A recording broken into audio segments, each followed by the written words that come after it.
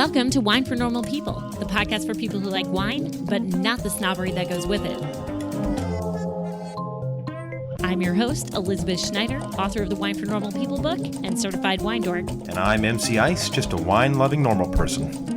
This podcast is sponsored by Wine Access. If you want to ask for a great gift or give a great gift, give the gift of the Wine for Normal People Wine Access Wine Club. Go to wineaccess.com/normal, join, and you get 4 shipments for $150 plus tax each. Free shipping is included, and the wines are all hand-selected by me. Get on it today. So you know how I always talk about the big hulking wineries in the U.S. and the power they hold?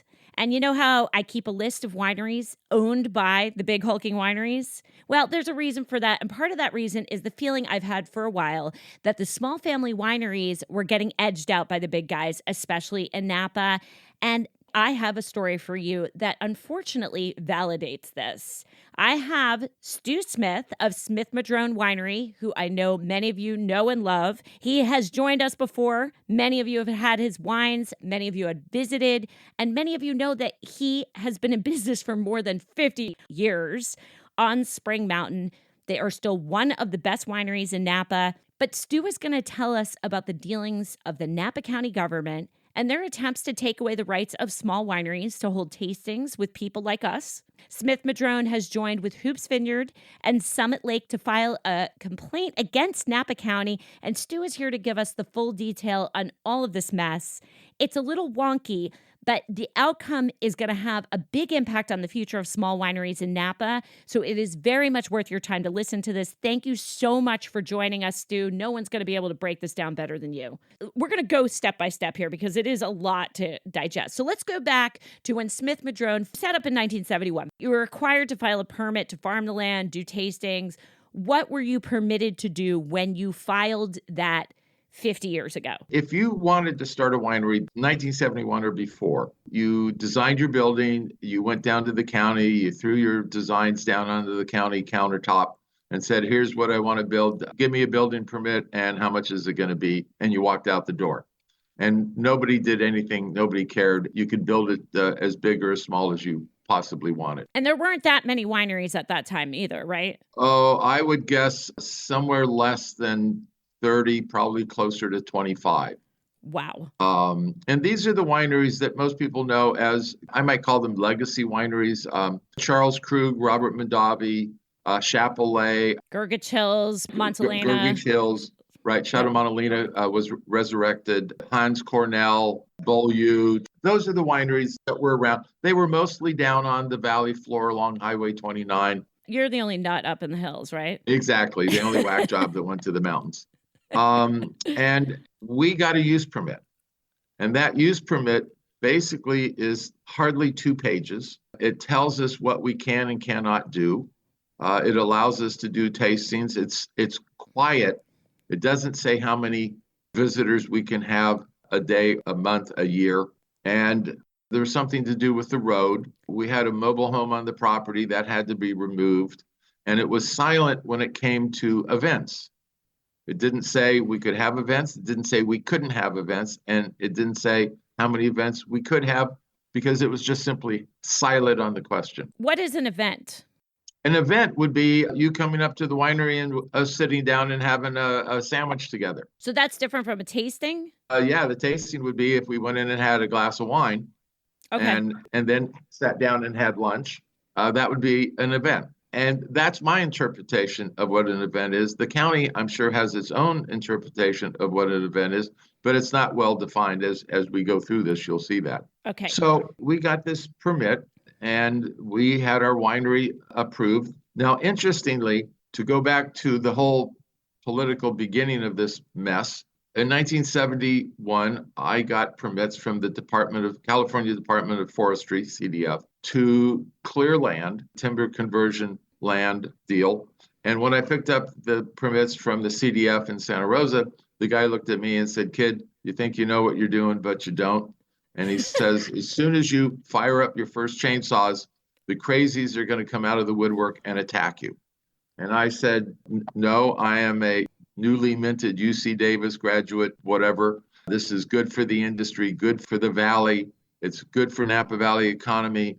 and it's good for the forest. Back then, 53 years ago, I knew that converting forest land to vineyard, checkerboarding through the mountains would be an impediment to forest fires.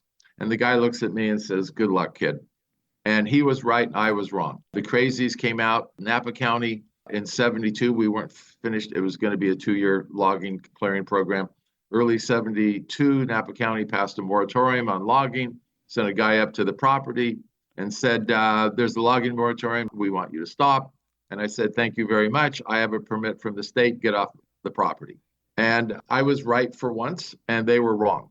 And they overreached because forests are a state asset, and only the state of California has the right to regulate what goes on with timber. And so Napa County had to back off. But the reason I bring it up is it's emblematic of the overreach that Napa County has thus done for the last 50 years. Well, and it's really interesting, Stu, because I just did a podcast with Tom Collins, who is a specialist on fire. Now, he's up at University of Washington. He was talking about all of the political issues with forestry management, especially in California, and how they've let things spiral out of control so much. Instead of doing things like what you're talking about, checkerboarding and making sure that the forest fires can't spread, clearing, controlled burns, the governments are fighting with each other. No one's taking responsibility. So this is like the early genesis of it. It ties right back into the problems with the forest fires because no one is taking responsibility for the forest. And all people are saying is, well, let the forest burn themselves out. Well, then you're going to burn all of California down if you continue to do that. So this is part of that too. You're absolutely dead on. And we have people who are still fighting that doing nothing in the forest is the best thing to do. And it is exactly the wrong thing. And we need to manage our forests. And the reason our forests are mismanaged is because we do nothing in them. So they become overgrown. We've lost a fair number of trees to the wildfire, to the 2020 glass fire. And there were a few little pockets of Douglas fir trees that were unburned and I thought would last. And then what happened is that the bark beetles got in. Ugh. And the bark beetles go where the fire went, and the bark beetles then kill off the weak trees because the forests are overcrowded. Well, let me back up. We have about 38 acres in Vineyard, and my brother and I have always been concerned about fire. And so for the last 50 years, we don't do it on a major basis, but at the end of the harvest, we go out with our crew and we start clearing the brush underneath the small trees and clearing out the fuel that will ignite the larger trees and thus kill the forest. And so this is something we've been doing forever. And what happened in Northern California is that I grew up in Southern California, and in Southern California, up to the turn of the 21st century, all of the fires were in Southern California. Right. So I grew up with the idea that there was fire always in Southern California. I go into Northern California, and only in the century change did the fires start moving into Northern California. And what happened, I believe, is that in Northern California, people were complacent. There'd been no major fires in Northern California for decades and decades and decades. And so they were immune to it. Because Charlie, my brother, and I had grown up in Southern California, we were always aware and conscious and knew then it wasn't if there was going to be a fire, it was only when the fire would come. And so with the glass fire, we lost no structures, no buildings, no vineyard. We farm in a fire-safe way. Anyway, that's besides. But I do want to point out that a lot of your neighbors were wiped out completely because that was not the case. Let's get back to this. So for almost 20 years, you're kicking along, everything's fine. And then 1990 something happens with the permits. So what happened there is that, and a friend of mine, a good friend, Jay Corley of Monticello Winery, was on the board of the planning commission. And two wineries came across the board that he was concerned about. One of them was Peju Winery right on Highway 29. Yep. And the other one was Clopagas, closer to Calistoga.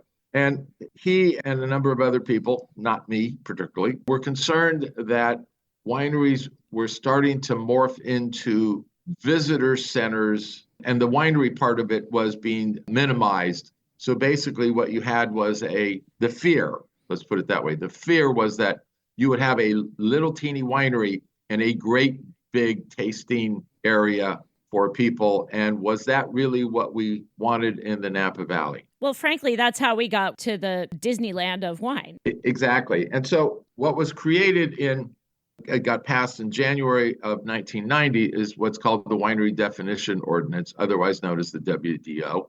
And in the very beginning, the Napa Valley Vintners responded to the county, how do you define a winery? And the definition was something like you crush grapes, ferment them, press them, and make them into wine from grapes. So there became a tug of war between minimal definition and over definition. And what happened is that they looked at and said, well, okay, if you're going to build a winery, only 40% can be administrative or tasting, something of that nature. And I forgot the exact numbers. And that the dominant part of the building, let's just say 60%, I don't know what it was then, has to be winemaking. And then if you sold tchotchkes, the tchotchkes had to be labeled. In other words, they had to be wine related, or if you were doing, let's say, hats, they had to be labeled with your name on them. So you couldn't just sell anything. Yeah, it had to be Right. something winey. Exactly. And we all agreed that this was a good thing. We didn't want to create little department stores in the middle of the vineyard attached to a teeny part of a winery. So you had your Yves Saint Laurent or your Dance this or your whatever that, or, Diane von Furstenberg's, whatever. We all agreed that that's not what we wanted. And so we moved forward. And then at the same time, we created what was called the 75% rule. And that is that 75% of all the grapes that you crush, if you are in Napa County, must come from Napa Valley. You cannot crush 10 tons of Cabernet Sauvignon from Napa Valley if you're a winery, and 1,000 tons from the Central Coast or the Central Valley or from Fresno. Bring it in from Fresno. So we all agreed with that. Now, in retrospect, almost no one doesn't think that law, if challenged, would go away because it's unfair competition before the law. And that is all held together for all of these years by what we all think of as a gentleman's agreement.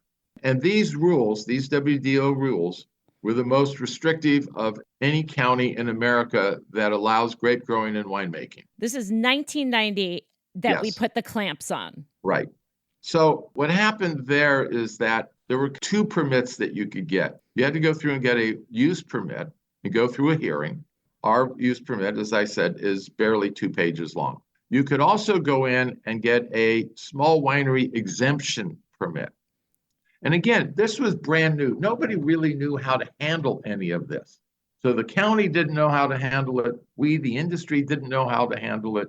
This started in 71. The winery definition came in 1990. And in that 20 years, we learned a lot.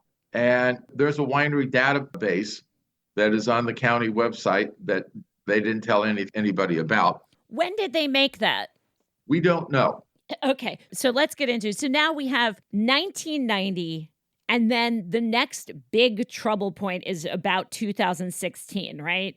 So you guys marched along for a while, and all the while, from 1990 through the early 2000s, we see terrific growth throughout Napa. And all of the things that it sounds like you are saying about the wineries that you did not want in the winery definition ordinance, to me, sounds like it all actually happened, because a lot of these places are just places for people to have events and bachelorette parties and blah, blah, blah, blah, right? And they put it in the guise of tasting, but we know what it is, right?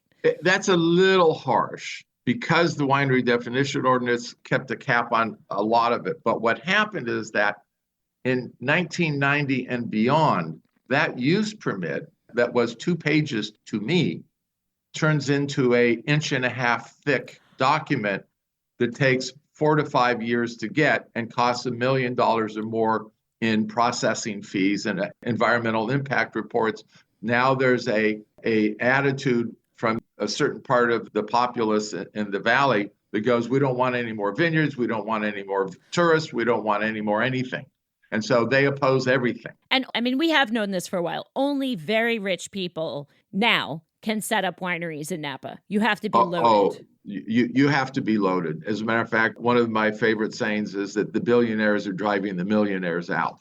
And It's true though, right? I mean, it is that's absolutely absolutely true. true. Yeah. Yeah. And when you go in today for a permit, as I like to say, the county, and I've said this to the county, the county is basically selling a product, and that product is a permit. And normally when you buy something, you go into the store, you want to pick it up, you want to look at it, you want to test drive it, whatever it is, you want to turn it over, you want to know how much it's going to cost, and is it in stock, can you take it home? Right. And all of those things don't happen with a use permit. And a winery just 10 days ago, 2 weeks ago in the Valley went up for its use permit hearing. They'd been 5.5 years in the process of getting this use permit. It went before the planning commission. The planning department had looked at it, done everything, and said, this looks like a good thing. We say to the planning commission, we think this should be approved. There's 5 people on a planning commission. 2 women said, oh, no, the road is too narrow. The CAL FIRE employee who was there said, look, I was the 3rd vehicle in this area. The road is fine. There's no problem with the road. Don't worry about the road. Then the 2 other planning people said to the other 2 women, would you reconsider based on this testimony from CAL FIRE? And they said, no. And because the 5th planning commissioner recused herself because there was a conflict, here's a winery that had been 5.5 years in the process. Everybody acknowledged, even the 2 women who voted against it, acknowledged that they had done everything. They had dotted every I, they had crossed every T, and what have you, but a few of the neighbors objected. And so it's now in limbo because it was a 2-2 tie. So in essence, it wasn't approved. Wow. And 5.5 years, they were in this process. And because these 2 knew, and they were new, but they are very green. So how does anybody, and I don't know what these people spend, but I suspect it's close to $4 or $5 million. They want to do a 30,000 gallon winery. And now the industry is in fits and conniptions because just recently a vineyard request up in the Howell Mountain area, they'd been at it for 9 years. What? They'd been at it for 9 years to have a 20-acre vineyard up there. And the county made them do an EIR, which What's cost them the environmental impact report. And the county planning director had approved the erosion control plan. And the EIR said with mitigations, there'll be 0 impact on the environment. And the Angwin mob showed up and yelled and screamed. And the Board of Supervisors caved. And so the county made them spend $1.5 million on a report that they then trashed and went against their own report. And so the applicants for 9.5 years, I don't know how much money they spent, but at least they spent $1.5 million on the environmental document, let alone all the other stuff that goes with it.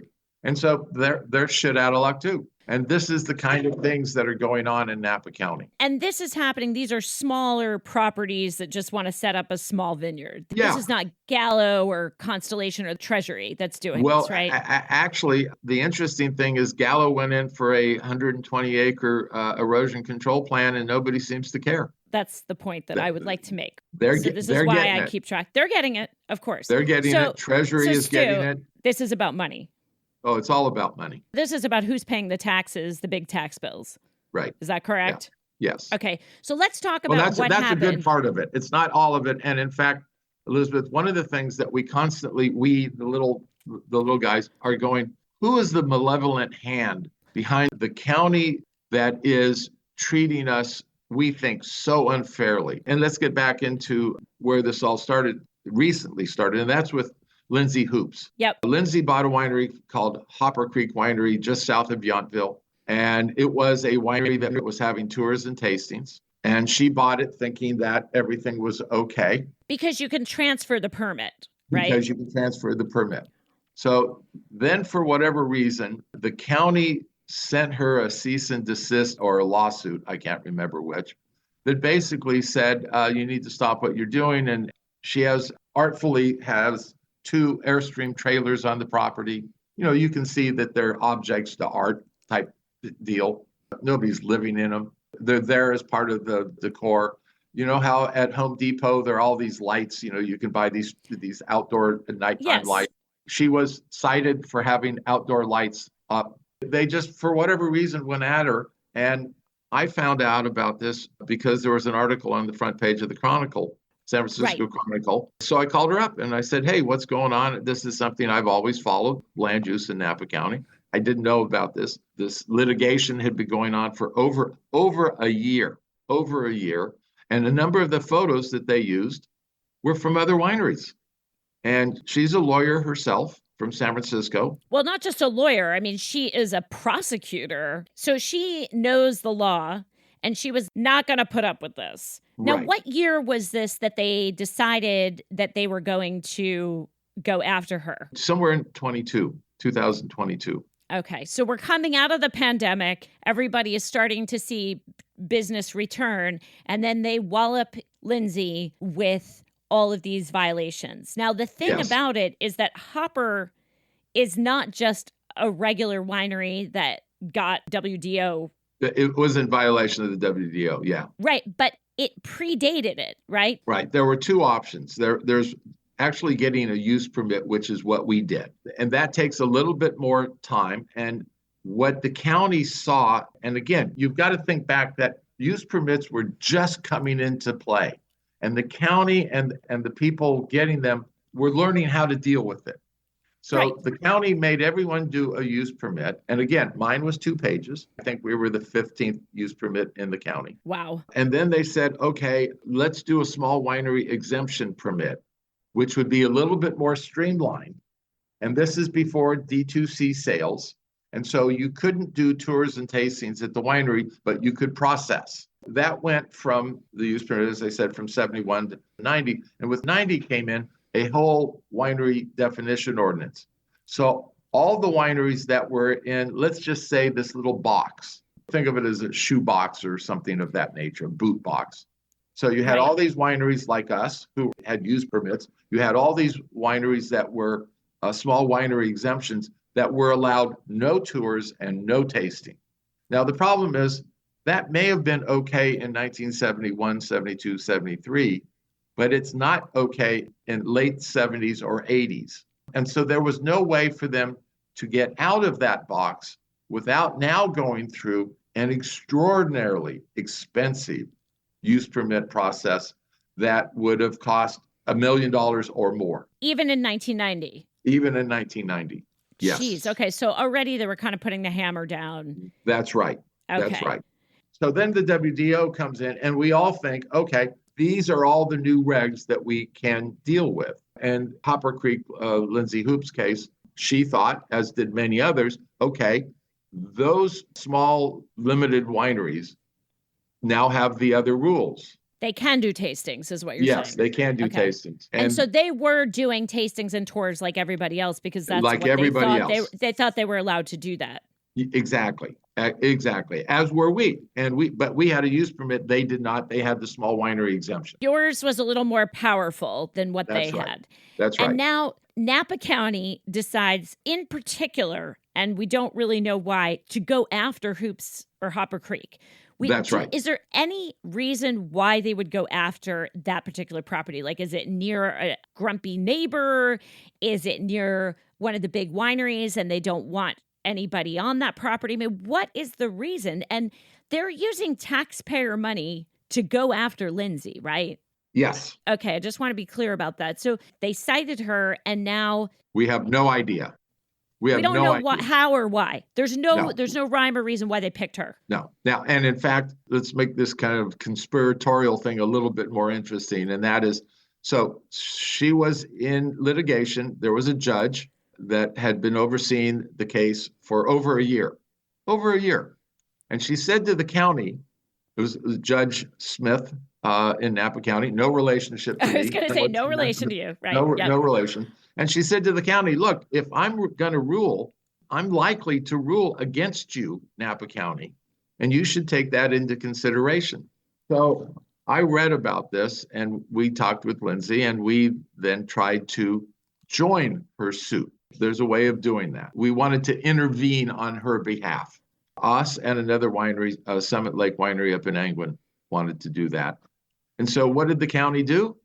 The county went and said to Judge Smith, who'd been there for over a year, and said, look, I'm looking to rule against you. They challenged her impartiality because her husband works in the wine industry. How are you going to find a judge in Napa County who has no relation to the wine industry? Exactly. So anyway, maybe in Sonoma. There's other industry in Sonoma, but Napa doesn't have any other industry, really. That's right. And so they got her thrown off the case. And she had to recuse herself.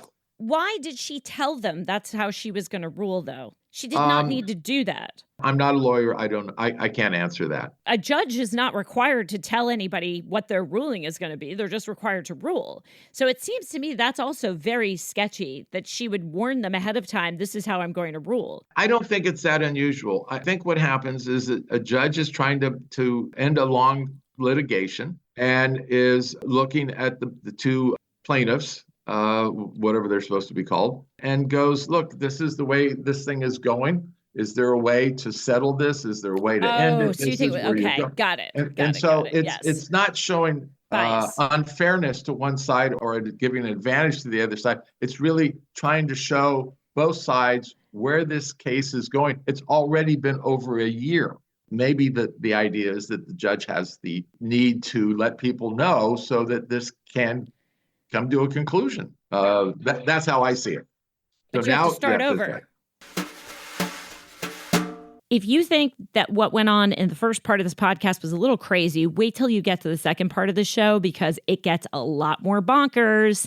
And Smith-Madrone makes such excellent wines. We do not want to see people like this go out of business. And you know where you can get Smith-Madrone wines? You can get them on wineaccess.com/WFMP, where you're going to get 10% off your first order. Wine Access has great relationships. Some with small producers. Wine Access is trying to give us access to these people and help keep them alive. If you want to support small wineries, ordering through Wine Access is a great way to do that. They have very special relationships with producers and with distributors and importers. We are so lucky to have access to them and to have a team of people dedicated to finding wines that are special and unique and from these smaller producers. Go to wineaccess.com/normal. Also, if you want to hit the easy button, you can gift a wine club membership to someone. You can get them into the Wine Access Wine for Normal People wine club.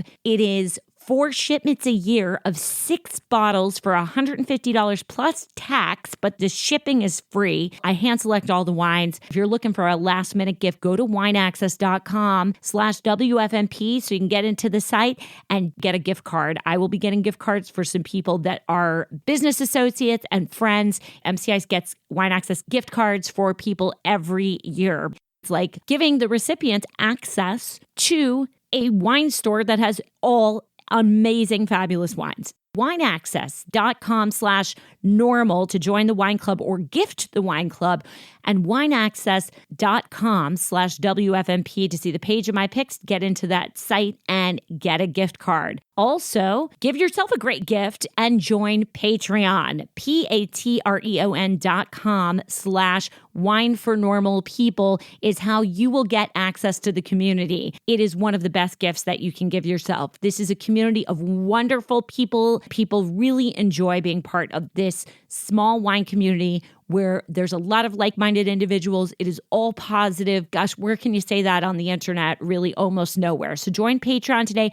Also help keep the podcast going. As we said in episode 500, without Patreon, this podcast would not exist. So if you really love the show, think about joining today. It's $22 a year for a membership at the most basic level. We would love to have you. Patreon, patreon.com/wine for normal people is how you'll do that. And don't forget, sparkling wine class coming up, Pinot Noir around the world. And I'm about to launch 2 more classes for the end of January and the beginning of February. And you can get a Wine for Normal People gift certificate at winefornormalpeople.com/classes. And now let's get back to the show with Stu Smith, where he's about to explain that things have gotten even crazier. 2022 is when they cited Lindsay. She goes into litigation. It takes a year. And then you and Summit Lake say, we want to get in on this. That's And right. what is very interesting, and I just want to point this out, is that you really don't have any skin in this game, Stu, in the sense that you can do what you want pretty much, right? Well, here's really the heart of the matter. As I mentioned, the winery database.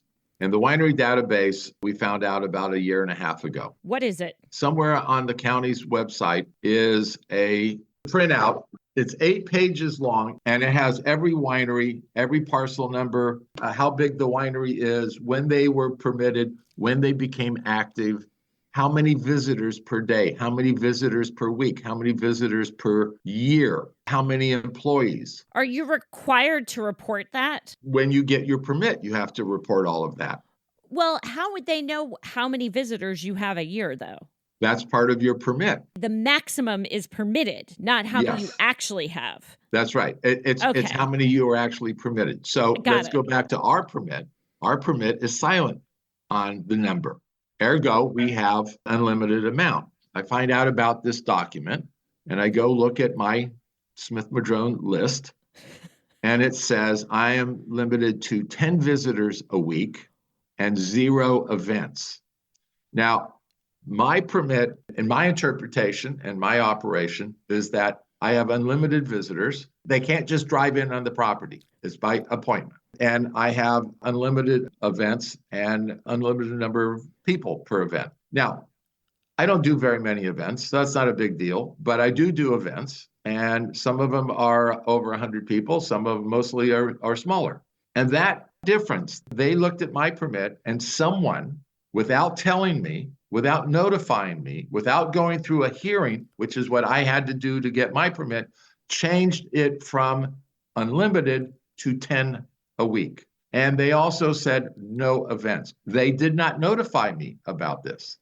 On the document, it says, which is dated February 2019. And no one told you. Nobody told us. Years ago. You've technically been in violation for years and had no idea. They could claim that, but they didn't notify us, nor did they notify anybody else. So let's just look at where I was the day before they did this Right. and the day after. So the day before this, I had a permit that I believe, and our attorney believed, is unlimited visitors and unlimited events. For 50 years. Right. That's the thing, right? Right. But the day after that someone did this, that has cost us a huge amount of money. And this is why we tried to get into the lawsuit, is to clarify just this type of thing. So they, as I like to say, someone in the dark of night in a back room decided arbitrarily and capriciously that we now had only 10 visitors per week. We have done a Freedom of Information Act asking, when was this done? Who asked to have it done? Who actually did it?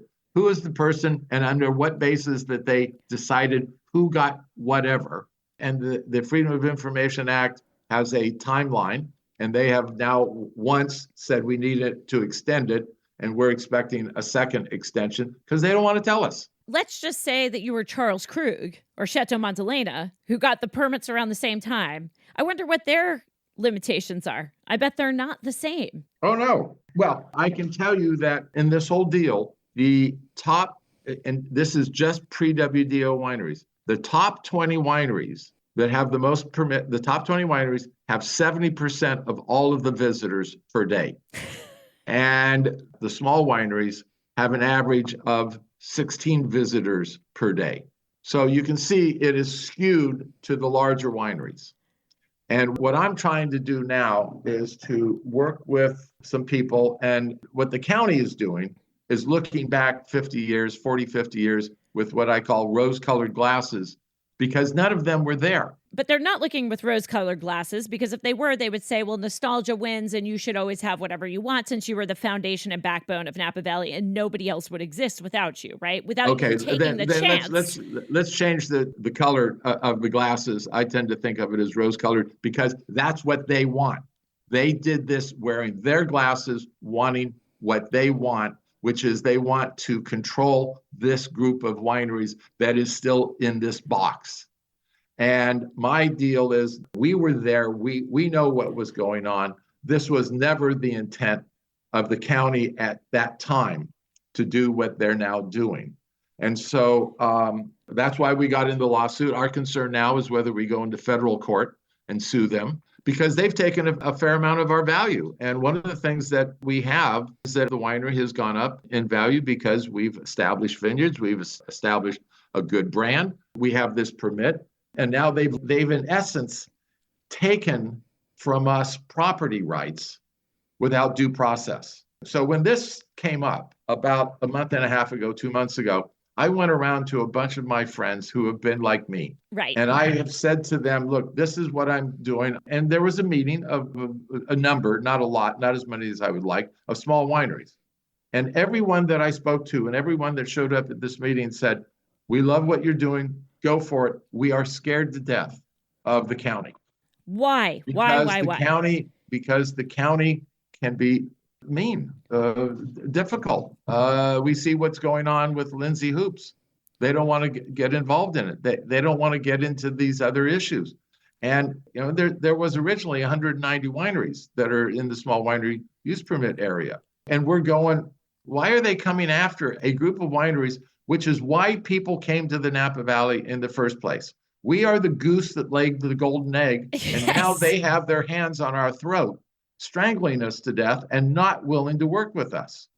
And my hope would be that we would be able to get enough people together and look at this box in which there are all these pre-WDO wineries and come to some way of doing it. And the county is spending a huge amount of money on this. Taxpayer money.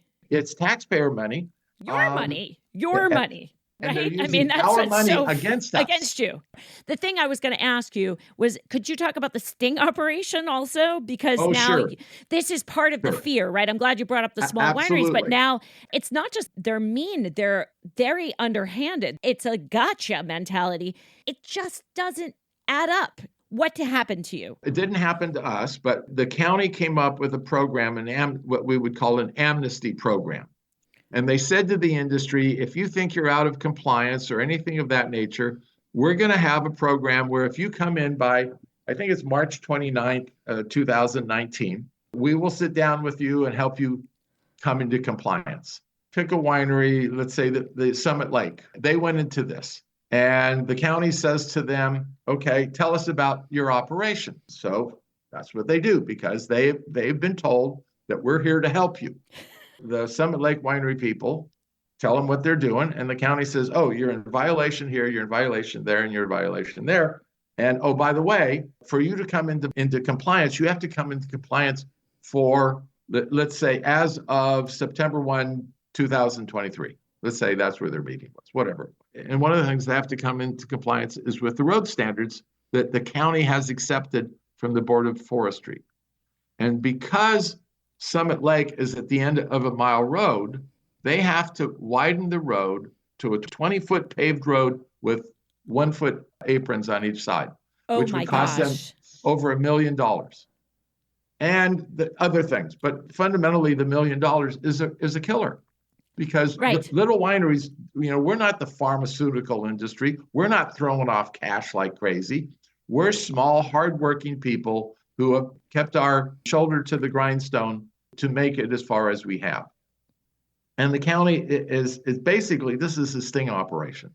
So where we are in this thing is that the county asked people to open up and tell them about their operation, and then the county used it against them. That's unbelievable. Every vintner I know who went through the amnesty program said it is the worst thing that they have ever done. They're not sure they're going to be able to come out of the backside because of the costs. Oh my gosh. And at the same time, that's why when I talk to all of my friends who are small vintners like myself, they are scared to death of coming into the grips of the county because we don't know what the county is going to do. And they pick off people one by one. There have been other litigation with other wineries. And at the end of the litigation, Napa County has required NDAs. What? Yes. And do you have personal knowledge of what went on there? No. I mean, you have no idea? All I know is that has happened. And to me, that is just reprehensible. It's bizarre. Okay, go back to your question that I skipped Yeah. back on. Yep. I'm sorry, what was it? About how someone called you to try to Oh, get yes, you, yes, right? right. I mean, So, that's the sting operation. right. Somebody came after you Yes. because this is personal now. Yes. So Lindsay Hoops, we've become very close with, and she said, by the way, be careful of this. The county will try to do a sting operation on you. And we said, what's that? And they said, well, they'll call up or email or what have you and say, by the way, can we come up? And it happened in my case, we think in my case. I said, well, I'd like to have a birthday party up there for my friends. And do you take a credit card? And it was Harvest. And I said, no, that just doesn't sound like something we can do. My wife, who most of our emails for the winery, got an email request saying the same thing. We'd like to have a birthday party up there for 12 or 14 people. Do you take credit cards? Julianne had found out from Lindsay that you can ask, are you with Napa County?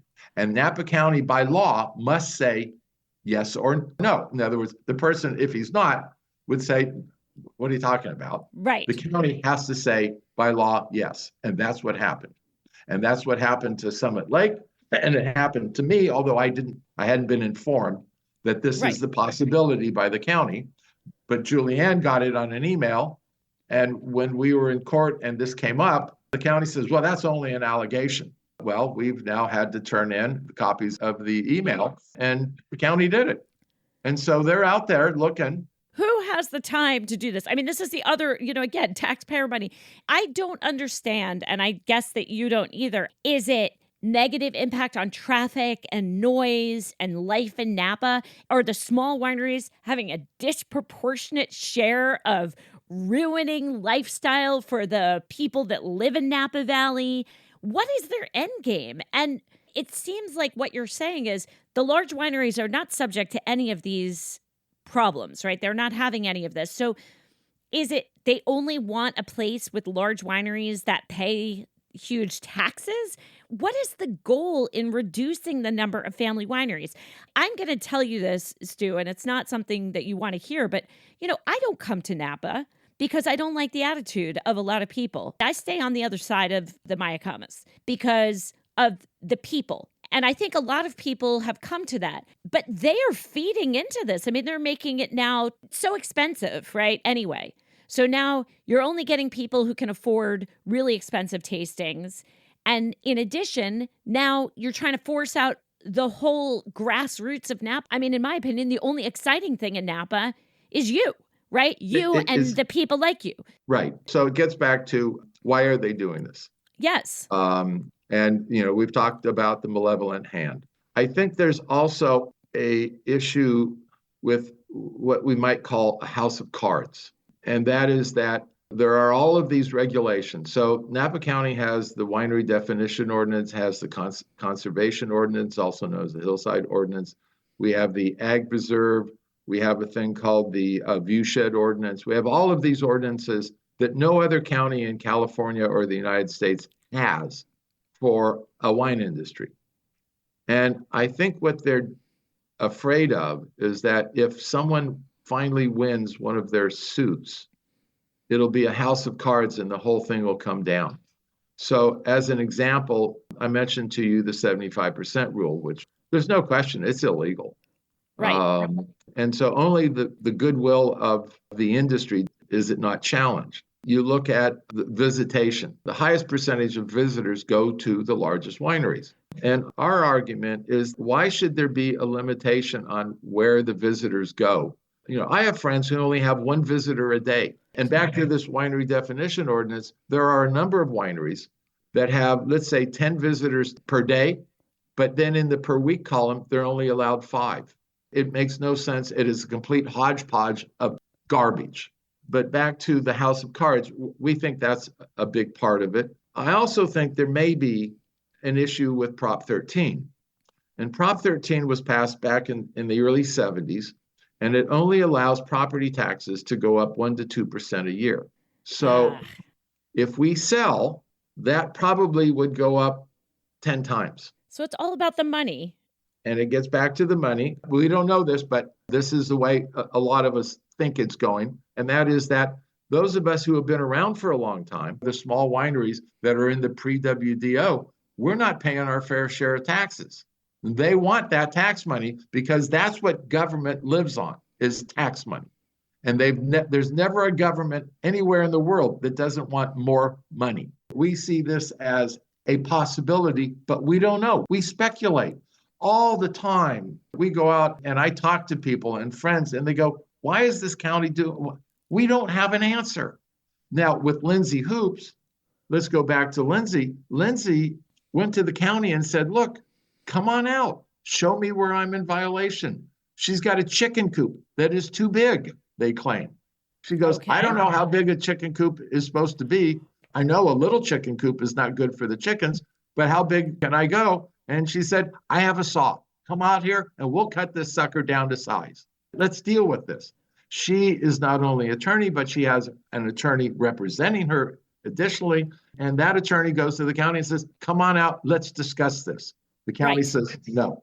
But then just this past Monday morning, emailed her a legal document on Saturday evening and said on Monday morning, there'll be 10 of us at your parking lot and we want to inspect your property. What? 10 people. Yes. On a Saturday night, they sent her this document and said, we will be there. There'll be 10 of us and we want to inspect all of your property. So how often are they going to like Sterling?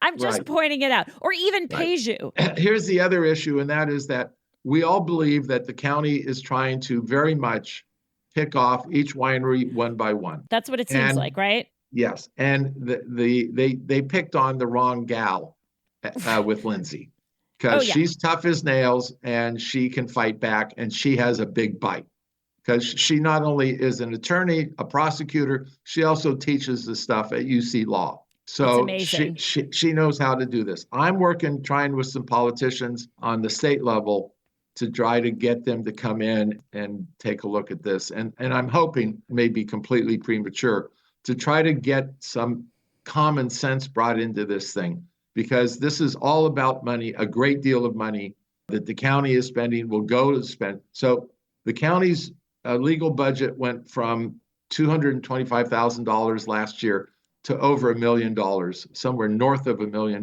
this year. Wow. And that's taxpayer money. And that shouldn't be used on frivolous and stupid lawsuits when everyone is willing to sit down and negotiate, except the county. The other thing that we didn't really clarify here is that the federal and state prosecutors are now being asked to investigate civil rights violations because your property rights and your right to business really has been taken away arbitrarily. Yes. So that's we've gone to the state. Important element here, because the county, you can't reason with this county. No. And in fact, we've gone to the state attorney general and asked the state attorney general to step in and to investigate. And they have said what? We haven't heard back yet.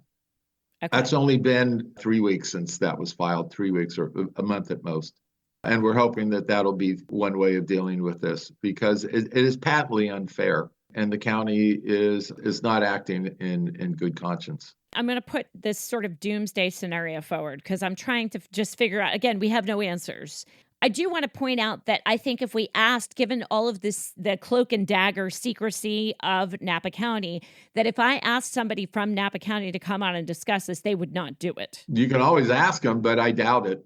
They wouldn't come out and talk with Lindsay when she and her attorney asked them to come out and meet with them and let's resolve these issues. I know that a number of other journalists, I think Blake Gray has tried to get comments from them also, and they have said nothing. I'm just going to say that because I know somebody listening to this is probably an attorney and saying, well, this is a one-sided thing. But let's take this waterfall scenario. So we start out, let's say they successfully shut down these elements of your business, of Hoops, and then they go throughout all of the other small Napa wineries, and they basically take away a huge part of your business. I have to assume that there's going to be some people that can't make it and they're going to close their doors. A fellow vintner who had been in litigation with the county said recently that he thinks Napa County will force every winery to go through an updated EIR.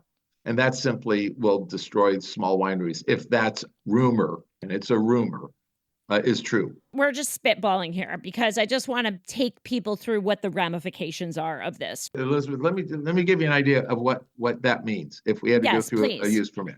Yes. So We're about a 4,000 square foot winery. We're a little less than that. If we wanted to expand, we have in California what's called the CEQA, California Environmental Quality Act. If we go over 10% in size, so that gives us 400 square feet, that triggers CEQA. To continue with the process at over the minimum, we would have to put a cover over our entire crush pad.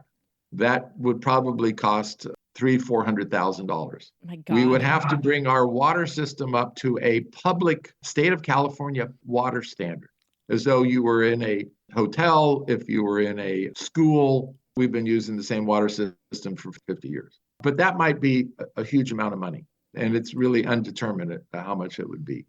We would probably then have to put in additional water tanks. We would have to probably double the water capacity and make sure that we had an automatic fire pump that could easily be $500,000. We would have to come into compliance with the road standard because we'd have half a mile of road that would have to be brought up to CAL FIRE standards. And by the way, Barron's Winery, who did this in 2019, they had to come into compliance. They had to put in a road that was $750,000, and CAL FIRE was nowhere to be seen. Their winery burned down. And then also Sherwin Winery and Ritchie Creek Winery, who also used that road, burned down, and CAL FIRE never showed up to use it. So there's that. All wineries are looking at what's called the Winery Waste Discharge Permit, which we're all looking at for this coming year, that the minimum we understand is a $250,000 cost. Jeez. We simply can't do that. So then the use permit itself would be 3 to 4 years and probably $300,000. And so then you say to yourself, okay, the building's 50 years old. Now we're looking at probably $4 to $5 million. And we don't generate the kind of money and throw off money to pay the interest on that, let alone pay it back. Nobody is loaning money to anybody right now. The capital markets are completely dried up. Interest rates are high. I mean, there's a ton of other problems right now with that. Well, let me throw one other thing in there real quick, and that is our insurance. We used to pay, our entire insurance policy was $12,000 to $13,000. Our insurance policy now is $75,000 a year. Holy cow! Because the fires? That came down from 100 because of the forest fires. Well, that's unsustainable. And so you throw all of this in it, it's nuts. I just want to, for comparison's sake, let's say that you were just a little bit farther over on the other side of Spring Mountain in Sonoma. You would not have to pay any of this, correct? No. Well, there'd be some. Right. But it would be insurance a fraction. And things. Right. So as an example, in Sonoma County Board of Supervisors says to the state of California, we're not going to put our wineries through this with the road improvement. So had Barron's Winery been in Sonoma County, which was only 400 yards, 500 yards away, they wouldn't have had to spend $750,000 to do their road. I mean, it almost makes you want to get rezoned out of Napa, although, you make more money with Napa on your bottle. But seriously, it's just from a standpoint of fairness. And this is one county over, and a county that has a lot of wineries and lots of small wineries. And they also have a lot of millionaires. I guess the millionaires are moving in there because the billionaires don't want to be in Sonoma.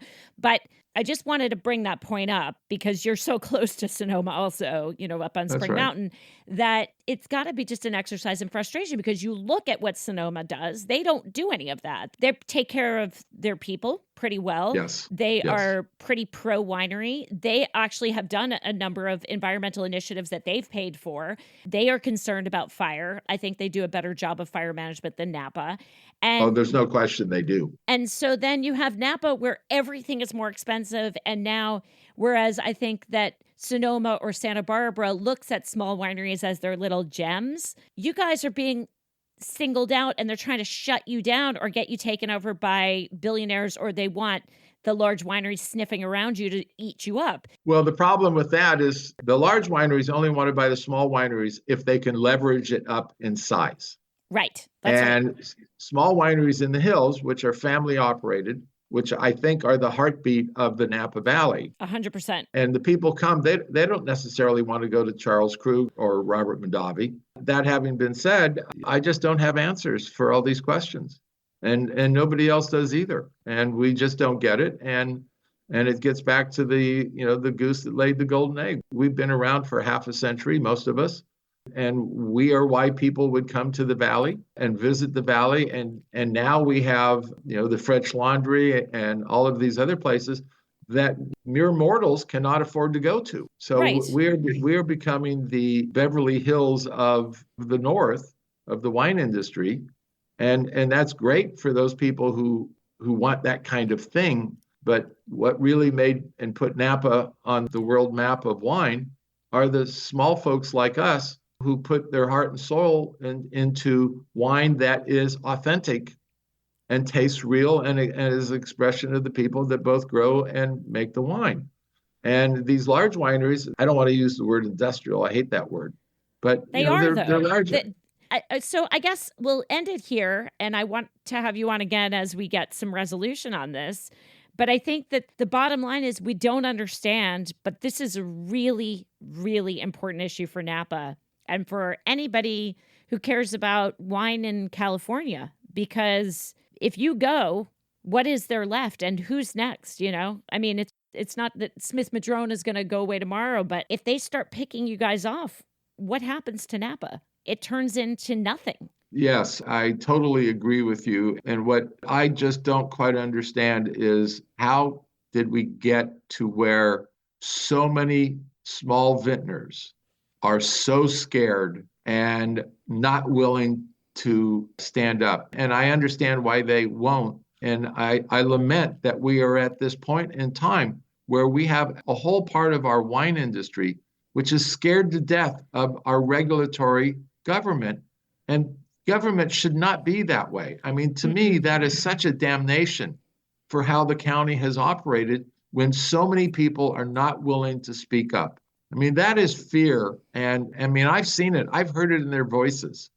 Ugh, and I got a screw loose for standing up and fighting against it, but that's just my nature. And God love you for it. I mean, honestly, well, someone has got to stand up against it because it's unfair. And you have been there and you've seen the whole evolution, and there's been a pile-on. And I think that at a certain point, I think the saddest thing is, though, the more voices that you had, the easier it would be. But I do understand these people. I mean, it's like a dictatorship or an autocracy where you don't know if you're going to be next, and you don't know if somebody's going to knock on your door and try to establish a birthday party, when you're in the middle of doing 100 things and you're just deciding. It's very underhanded. It's very sad. And I hope that there's some sort of reversal of this and that the state or the federal bodies come to your rescue, because if they don't, I just don't see good things for Napa already. Even without all of this, there are a lot of people retiring. Their kids don't want the properties. They're selling because they can make the money. There's enough of that already. The small family wineries are already doing this. Yes. And the deep pockets of these larger wineries, they're standing right there and at the ready to shell out cash to buy these people out. Right. So there's already that, and we can't stop that. That's economics. That's just the free market, and it is what it is. But this is artificially generated by the county, and if it sends people into ruination, I don't know what we're going to do. And the sadder thing to me even is that the mid-sized wineries don't seem to be standing up for you guys either. And you're just alone. There's a lot of people between you and Charles Krug. There's a whole other tier of mid-sized wineries. They're not doing anything either. So it's just sad. It's really sad. All right, Stu, thank you so much for your time. Thanks for breaking this down for us. I think we'll just have to keep getting updates from you. I will make sure to post anything that I see that's an update, but definitely keep me in the loop, and we'll have you on again when we get any new news. Thanks for fighting the fight, though. Thank you, and thank you for airing this too. And with that, this has been another episode of Wine for Normal People. Thank you so much for listening, and we will catch you next time.